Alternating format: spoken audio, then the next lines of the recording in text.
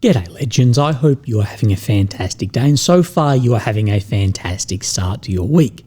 Now of course I missed a few days and trust me, I wasn't sipping a margarita on a beach, I was not enjoying myself, I was very unwell off the chemotherapy last week.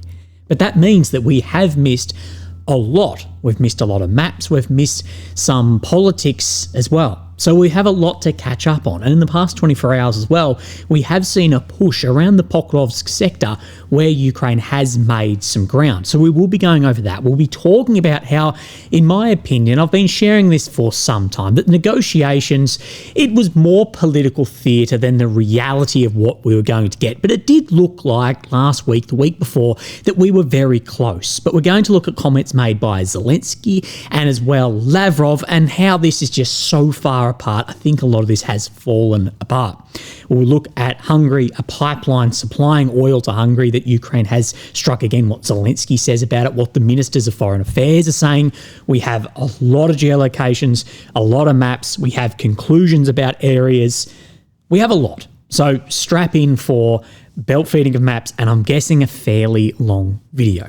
But let's start with the shortest part of this being on our political front. Now, of course, Ukraine celebrated their Independence Day. Now, Zelensky, he made an address to the country, but this isn't just an address to the country. Of course, it's an address to the world. And Zelensky makes it very, very clear as day, that there will be no compromises, no concessions, not on territory, not on Ukraine's path to any institutions as far as the EU or NATO, and that it is Russia who must pay. And before we'll go to my conclusion on this, the key takeaways to back that up, and these are direct quotes from Zelensky. Now, on that no compromise front, he says such a Ukraine will never again be forced in history to endure the shame that the Russians call a compromise. Our future will be decided by us alone, and the world knows it, and the world respects it.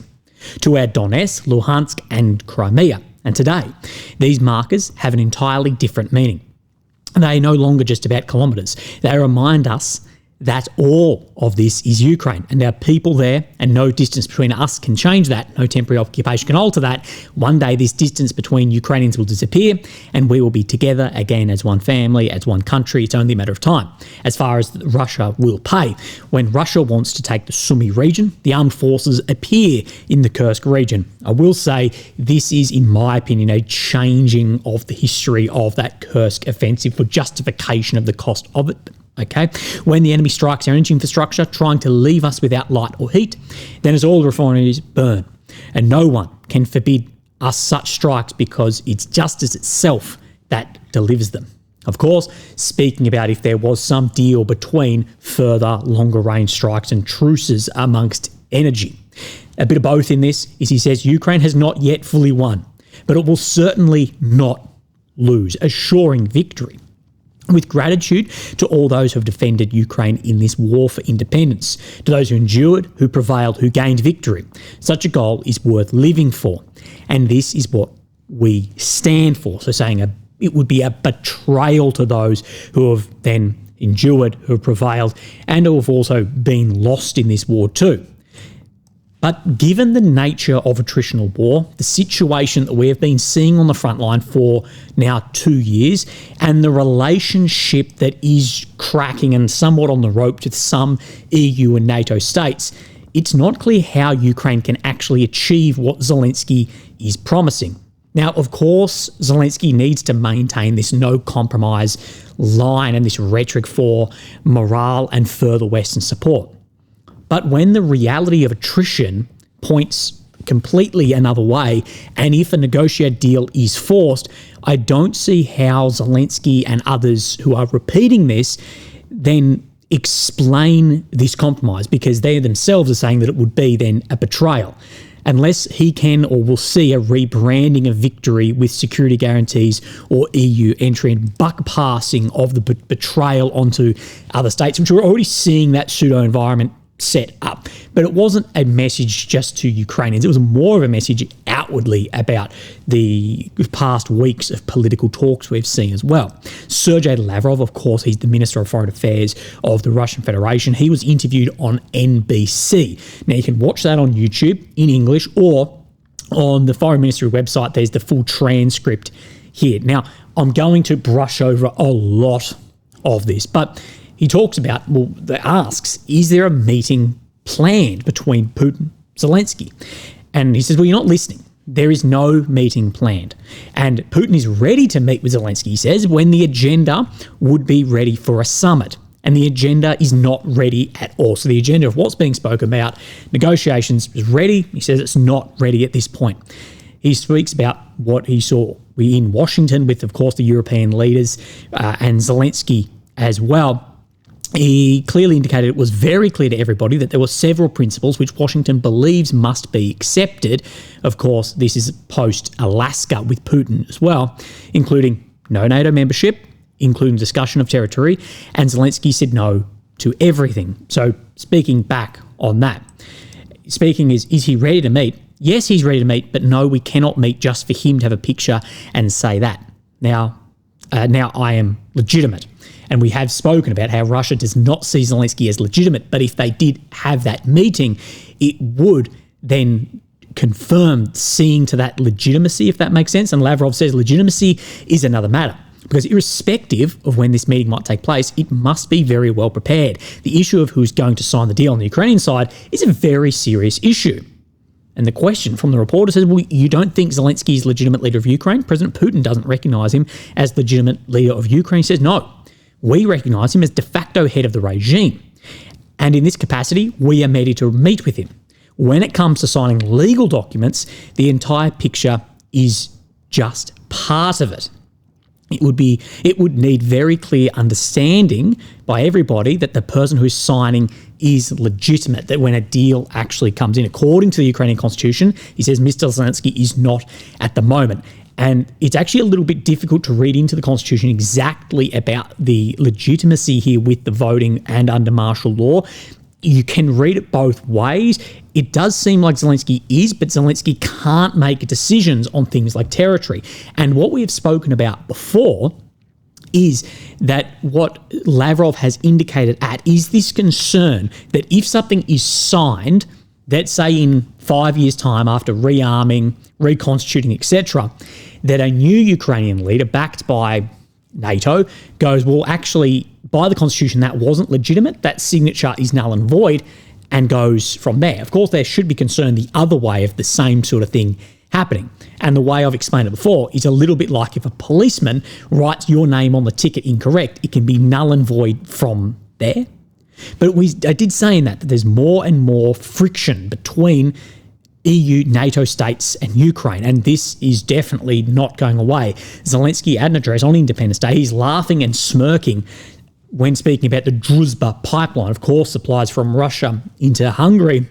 It says, the existence of the friendship pipeline depends on Hungary's position, being the existence of, are we going to target again? We saw targeting last week. We've seen targeting more recently as well. And he's laughing and smirking, saying this. And then the Minister of Foreign Affairs and Trade of Hungary says Zelensky used their national holiday to threaten Hungary. We regard sovereignty and territorial integrity as fundamental values of international politics.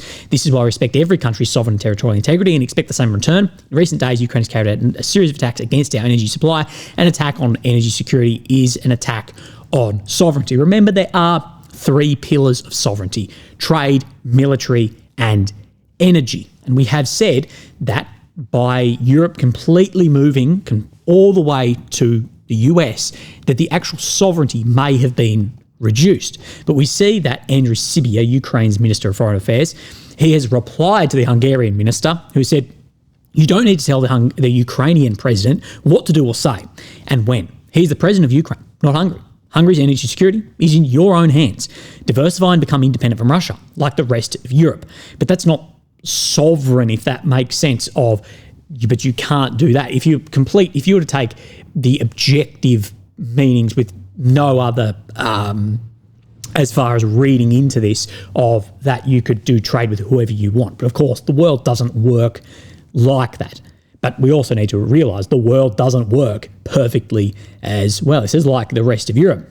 And then Hungary's Minister of Foreign Affairs and Trade, he says, stop attacking energy security. This is not our war. Now, you can see why this can get dirty quickly, because Hungary, small nation, but it's still EU, NATO member. Now, 35 to 50% in that range of Ukraine's imported electricity comes from Hungary. Now, whether you can justify these attacks or not, same as Nord Stream, you can easily have a justification, good argument to say we are reducing the enemy's potential to make money on the market by targeting this. But at the end of the day, this is clearly violating EU and NATO countries' energy sovereignty, be it of Germany back in the day or Hungary now. Although you may be able to justify it and you can make an argument for it, however you'd like to do that, I'll listen to it, it's fine. But is it violating their own sovereignty of them picking their own path and ability to have energy? Yes, it is as well. At the end of the day, Ukraine is completely reliant, from pensions to these guys' salaries to every system on the front line, is completely reliant on the EU and NATO. And at the end of the day, Hungary may be a small country, but has a lot of pull in institutions like that, although that institution itself, we have seen, in my opinion, weaponised against countries within it for countries outside of it. So let's have a look at the maps, see where things are pushing around. Now, we have missed multiple days, but we're going to jump around the timeline a little bit to show the most pertinent information first and then give a full update on the back end. So, of course, in the red, we have Ukrainian territory occupied since 22, purple since 2014. You can, of course, see the borders of Ukraine here. Now, you can see this envelopment that has been there for some months around Pokrovsk, Minograd.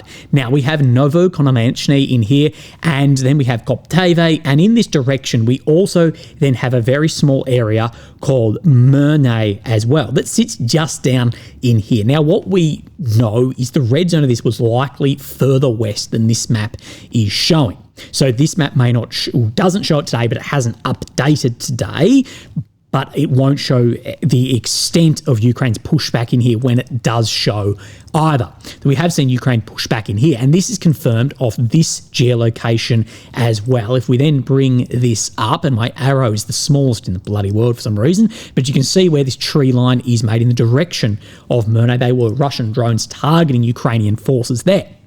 Let's then have a look at some other maps, compare these across. So, of course, we have Mr. AMK mapping, and when he's not a grocery store, apparently he's doing maps online. You can see from Minograd and Novokononechny up to Murnay as well. You can get an idea of where these areas are. So you can have Mykolaiv, you can see where this reservoir is and where Murnay is.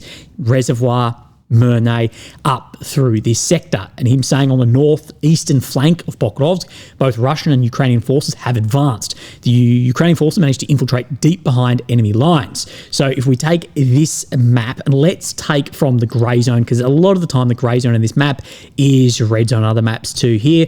We're saying maybe 4 kilometres, it may be further than that. It says Russian forces were able to establish control over the large Telecon overlooking the city of Minograd. So you can see on his map this Telecon being made in this vicinity right where my cursor is at the moment. Ukrainian forces from the Skala regiment taking up positions west of Mykolaiv, that they have then pushed through some of these areas as there was command issues and thinning on the front line. They advanced through tree lines, reaching the Murnay with no resistance. And what we know is the front line is very long. There's a lot of problems at the moment. It does look like both Ukraine and Russia are struggling with porous front lines. So we can see what has happened there from AMK. Not going through exactly everything that he said. And then this is further confirmed by Mr. Thorkill65. You can see that the 425th Scala up to Murnay in here. Let's have a look what he says.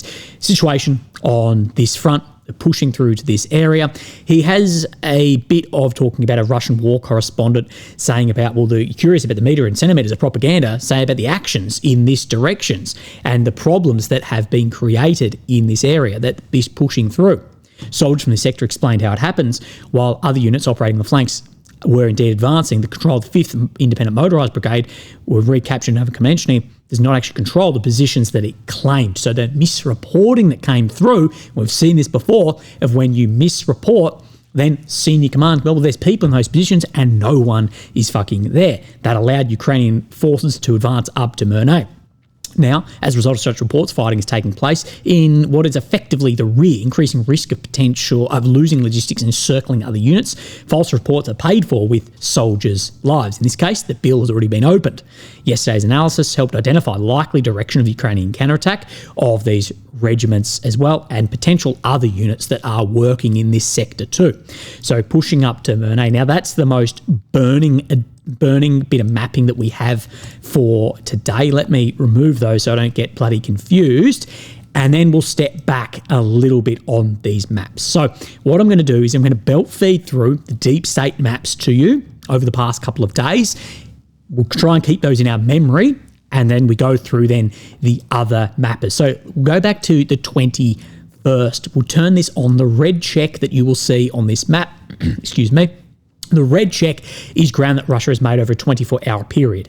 Now you can see around Velika, Novosilka, Huliaipole, Malivkia area that there is some ground being made. Temerivkia, Olhevsky, keep these in mind as we go through. Directions in Filia as well.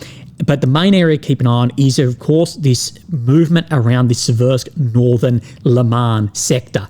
Move up to then the 22nd. Turn this back on. You can see this same sector moving further through that Kremenar forest. Area closed ground where Ukraine has more of a equal positioning, that Russia's superiority in man and the machine doesn't matter as much in close terrain like this, and that is moving and hasn't moved for a long time.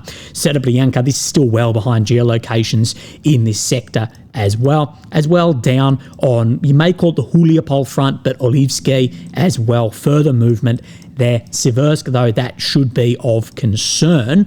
Move up to then the 23rd. Then we see some major movements around the Liman Terney front line. Yampalivkia leveraging against that reservoir. Torsky coming under further control, and then closing up and shortening this area through Kremenar in the direction of Yampil Liman. Remember, northern flank of Seversk, but eventual northern flank potentially of Sloviansk and Kramatorsk. That is major what is occurring in there. We'll step up to the most recent deep state map of the 24th. We come down into the Velika Novosilkia area, and we can see around to the south of Malivkia, Komishuvka area, ground being made by the Russian forces. So ground made around Velika. We have some ground being made down in the south around Plavny, Stepnohursk region, and major ground being made around Seversk. Remember, 1 kilometre square in one area is much more significant to others, and this movement around Seversk is not equal to movement, in my opinion, around of the south, given the resistance we have seen and the lack of movements. Now, we do have blue check up here in the Sumy region for Ukraine as well. Now that we've got that out of the way, we're going to turn this off and we're going to step in and update you on multiple sectors. Now, of course, we had over the past 2 weeks this major Russian push out of the Pokrovsk east all the way. Look, it got further than Zoloty Kolodiaz. It got all the way up to Marivkia areas, as far as some of these DRG elements, out to 20 kilometres. And Ukraine did have a very efficient resistance to this after that initial breakthrough to be able to contain it. Now, is this cut off like this is looking? In my opinion, no. In my opinion, on attritional warfare and with an infantry background of ability to sustain, yes, you may be able to have DRG separate elements out for a long period of time, but to seize and hold ground like Kucherov Yar for this long, no, you're not going to have the island boys of Kucherov Yar or the island boys of Kindrashivkia for very long, especially when there's incentive to start turning this back. So let's have a look at the Syriac maps in here, as well as some others too. So Syriac talks a lot about this on that eastern side. So on that western side that pushed up, we saw the resistance there, and it seemed like a lot of resource then got pushed more around this Sofivkia area and Shakhovka. So more out of this Popovya Poltavka, which we did see confirmed advancement, to then envelop around Shakhovka as well to try and exploit the leverage on the western side. And when we see further from the Syriac map, showing more of that out to the northeastern side of Shakhovka, as more up the guts, if you will, through Mayak as well. So getting just to the north of Shakhovka out here is at least what he is claiming. So let's move on to then Mr. Thorkill. He speaks about this side, and then we're going to wrap this all into one. And you need to remember Dobropilia, Vilna areas to keep just in your mind. Again, this is in Polish, but we see Vilna and Dobropilia over here. Now, let me bring this out. I should have made this smaller. Situation on the Vilna area. After the elimination of the tactical breakthrough in the new Donbass line in Zoloty Kolodiaz, so that push back into Kucheriv Yar, where it seems like it is sitting, the fighting is concentrated on both sides of the breach, as we have seen in that middle area and that Sofivkia area pushing around through Volodymyrivka and then the Shakhovka area. Sorry, I can't read bloody Polish. On the eastern side, a fierce battle is ongoing for the first village. In recent days, has managed to change hands at least once. On then the other area, the Vilna area, the initiative has been with the Ukrainian side since the 12th by attacking, successively improving its situation here, certainly influenced by the takeover of the front and the movement from Azov in and around Vilna as well.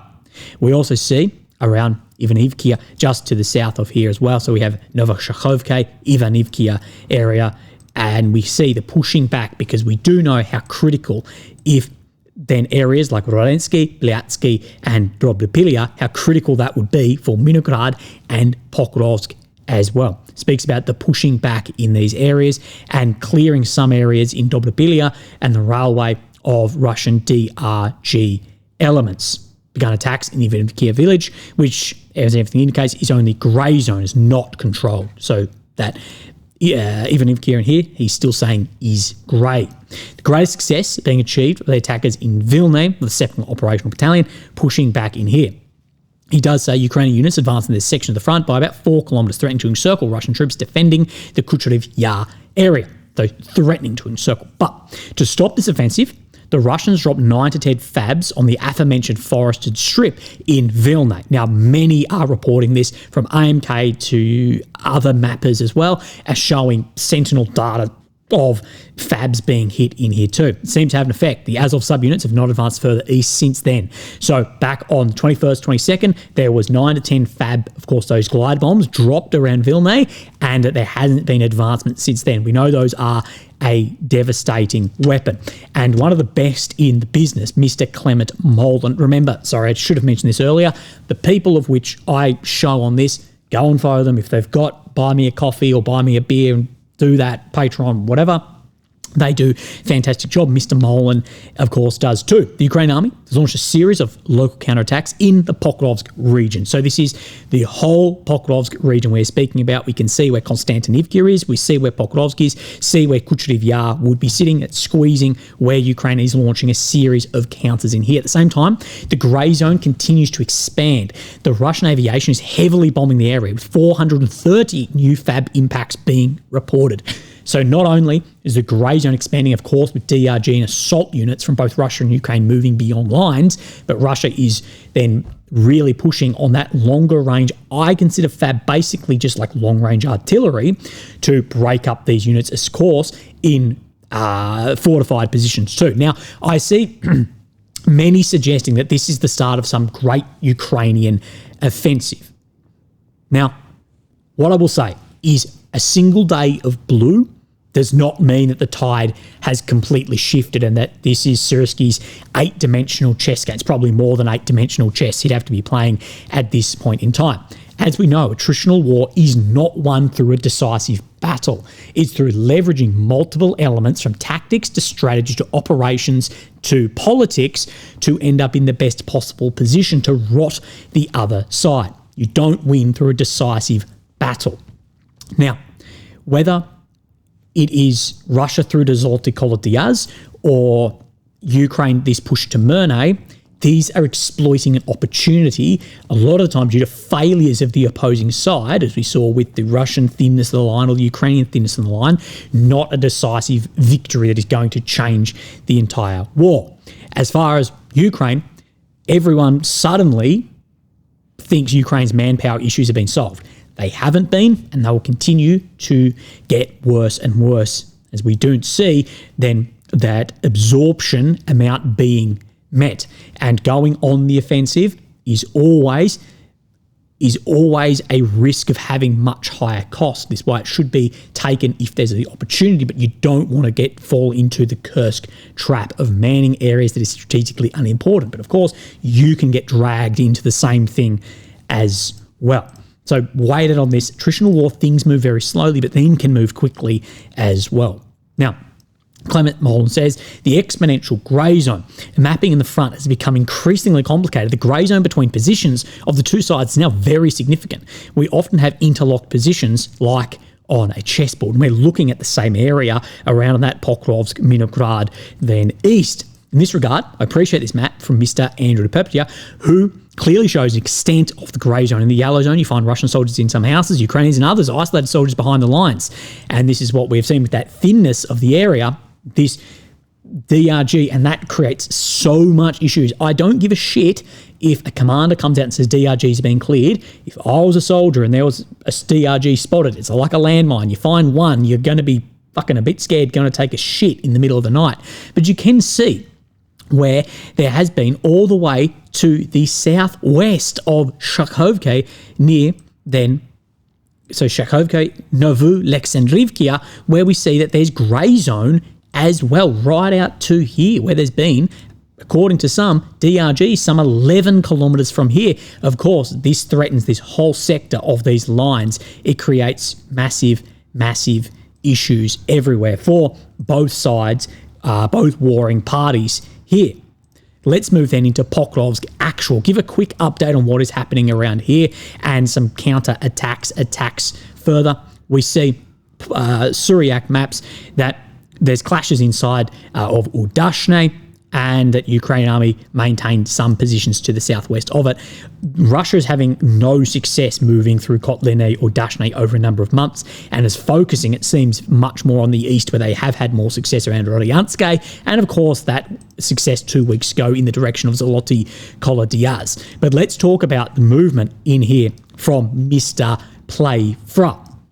Now, he's also said that the Russians are using common practice FPVs with grenade launchers mounted on them. He said this today, likely from those Rubicon specialised units. Now, I haven't seen any footage of this yet, but I'm keeping my ear to the ground. And please, if you see it, let me know. It says, let's start from here. Pokrovsk City is consistently between difficult and critical. Russia's drone unit, Rubicon operates the city, slowly demolishing it. Of course, in that chokehold, working with the aerial aviation like FABs and barrel artillery as well.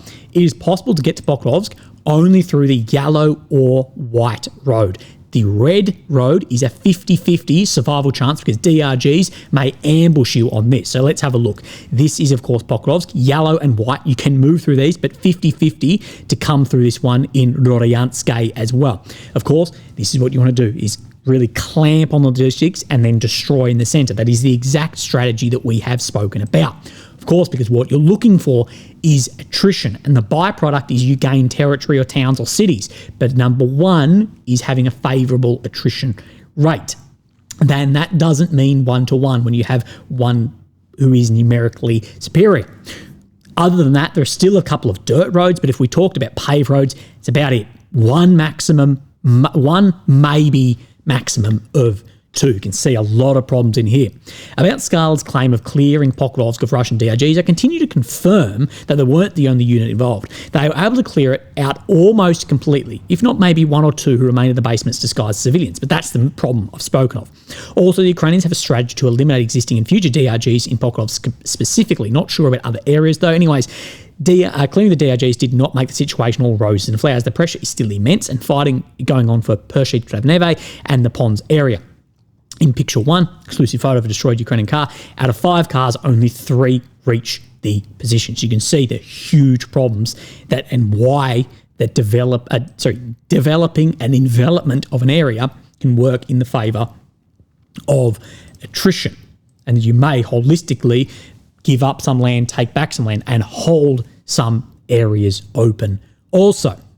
Now, we're going to push up into what I believe is a very burning area that no one likes to speak about, is Kupiansk. Kupiansk is very, very important. It is a logistics hub, as important, in my opinion, as Pokrovsk, but very, very ignored. Now, we do have, as far as I can remember, the deepest geolocations of DRGs today from Ukrainian drone footage. We have Kupiansk, we have where this intersection is right up in here, and we see, I won't show you the footage, but Russian forces being targeted by Ukrainian drones in that area. Again, we don't know in Kupiansk how deep the DRGs have got. We've seen on the western side, but again, this creates a lot of unknowns and, of course, create a lot of anxiety, blue on blues, everything in this area. So keep an eye on Kupiansk. In my opinion, this map is very wrong around this front. Now, let's move our way down. I'm actually going to skip the numbering that I've got here to then talk about where this then lines up to the other pocket that we've seen around Kostiantynivka. And if we assume that this map in Kucheriv Yar is correct, you can see that now on the western side, the Russians have got the beginnings, what would become the western flank of Kostiantynivka, especially if Poltavka, Sofivka was able to meet up in some amount of time, whether the weather by the end of the year is going to permit this or not. But let's talk about Kostiantynivka, the Toretsk area, Kateryivka pockets that have been developed in here too. Now, we're working today off the Syriac maps.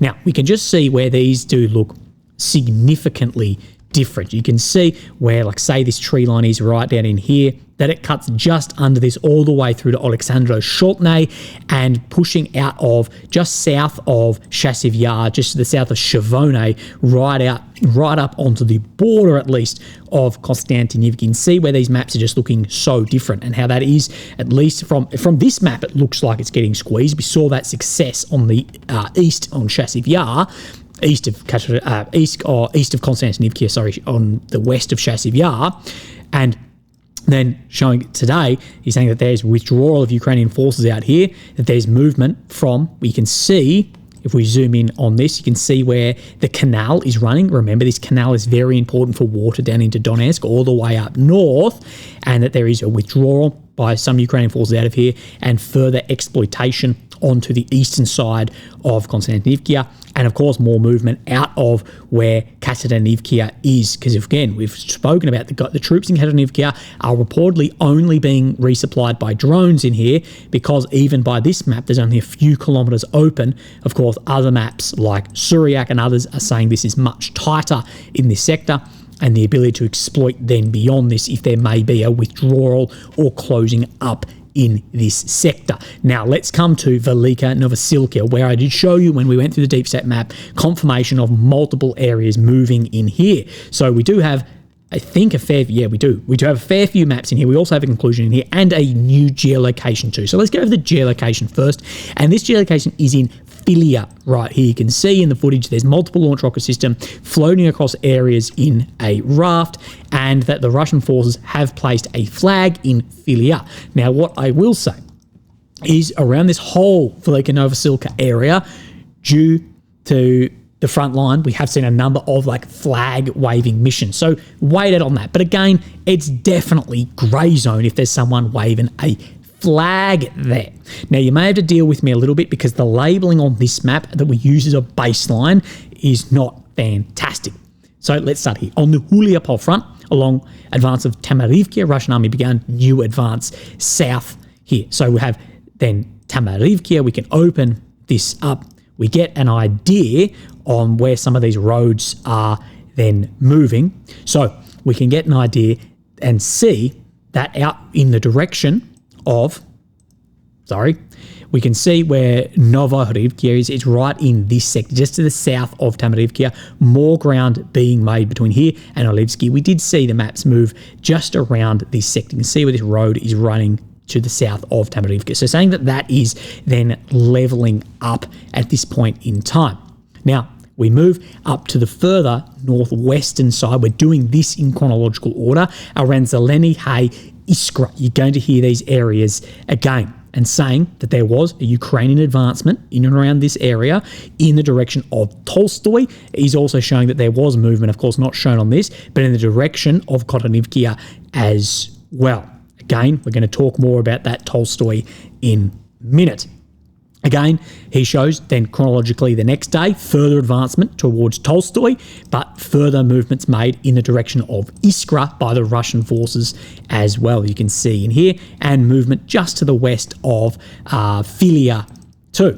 Then we come down, the last map I've got in this sector, we'll find then, of course, Temerivkia and here, and I've had to label this, but in the direction of Komishugavka, there has been some ground being made in this sector as well, filling in by the Russian force. You can see where this grey zone is coming out to Voronezh as well. So let's give belt-fed some maps there.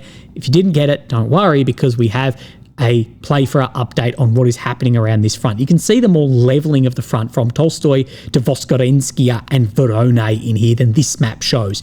And if we just apply logic in the type of attritional war that we see, this is more what the front line is going to look like than this here. But there's going to, of course, still be a lot of grey zone. In the Komar direction, a comprehensive situational report from himself. He says, starting from the north, Ukrainians indeed broke into Zelensky. Right now, the best way to represent it is grey zone. It's under constant bombing and not expected to be there, and are not able to organise logistics in the settlement. The northeastern part of Iskra has still not been fully cleared. It can be considered a soft Russian control zone. Iskra right in here, Zelensky right there. Not sure to say the Ukraine's called southwestern part where the flag was shown. Regarding Tolstoy, as I previously drew, the Ukrainians entered and gained a foothold. But today it became clear that consolidation did not work out and had to fall back to the groves just west, which fighting is ongoing. The village effectively remains under Russian control, or at least soft Russian control. We saw Syriac showing that forwards and backwards and on the northern side. Between Tolstoy and Voskresenskia, there is a big grey zone that covers many fields and tree lines. Alexandrovgrad remains under firm Ukrainian control. So Alexandrovgrad under Ukrainian control, but between Zelensky, Tolstoy and Voskresenskia, still a lot of grey in here. But again, this push right out to Murnay like that, again, I question it off any other maps, even very pro-Ukrainian maps like this. Voskresenskia was recently recaptured by Ukrainian forces, but soon after the Russians regained control over it, liquid frontline moving right now, holding extremely tight the west and central part of the village. Russians are trying to push them out, but fighting is still ongoing. Now we're going to skip this. The Russians technically control Malivki, but the villages are raised from the face of the earth. So it's more like grey zone in Malivkia, down where my cursor is there. In general, speaking on two of my sources here, Ukrainian and Russian, the Ukrainians are not shy of using a lot of forces, but really good resistance in both drones and numbers. Also, there seems to be something cooking up in terms of a limited Ukrainian counteroffensive, but we'll see. At the moment, it's a meat grinder for both sides. In this area, barbed wire is not effective against Russians. They encounter a lot of problems in the anti-tank ditches. The preferred strategy is hitting the dirt parapet of the ditch with a lot of FPVs to dull the edge down, then cross it. The big trench systems with concrete dugouts in the middle of the field, again, provide advantages only to the Russian side. My source reiterates that a single well-built dugout in a forest strip is way harder to capture than such trench systems. So softening out those trench systems with an amount of fires, as what we've seen in the middle of a field, compared to if you're trying to assault into a tree line. We've spoken about some of the problems with these fortifications have been that it was built by civilian contractors who, one, you risk a lot of corruption. Apparently corruption doesn't exist, but also that these are not militarymen sighting areas in. So let's move our way up into this Seversk area. We have seen a lot of grey zone develop and level out through here. Of course, in the setup of Yanka, where this is behind as well. Definitely keep an eye on this working mutually with then the Terney Karpivkia front and that pocket that got developed there too. We see Syriac just confirming these, but showing much further than to the west of Serebryanka than this map is showing, but showing and confirming that there's definitely that advancement there. Remember, this meets our thresholds for confirming this movement. But in my opinion, I think that the deep state maybe even shows somewhat maybe further in some sectors than Syriac does. Let's see where Toshke is on this map compared to, the labelling sucks in some of these areas. Potentially so. Keep an eye on this. It's showing much closer to what we know to be the case in here. Now, down to the south, I have one more area around the Huliaipole, Olivsky. Of course, we saw the red check in here as I belt fed through those before. And then we see this on this Huliaipole front. Russian army continue advancing north of Lavadne, reach the outskirts of Olehivsky in here. So outskirts of Olehivsky in the direction of Lavadne, with a small area in here as well. You can just see it just there if you can make out that labelling. We did belt feed through a lot, 40 minutes.